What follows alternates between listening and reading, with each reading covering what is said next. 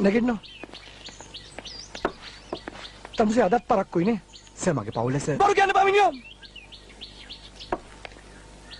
මම දැන් ප්‍රශ්නයක් අහනවා. උත්තර දෙන්න බැරි වුණොත් පැයක් දුවන්න ඕනේ. කාන්තාවන්ගේ පියයුරු හංසයන්ට සමාන කරලා තියන්නේ ඇයි?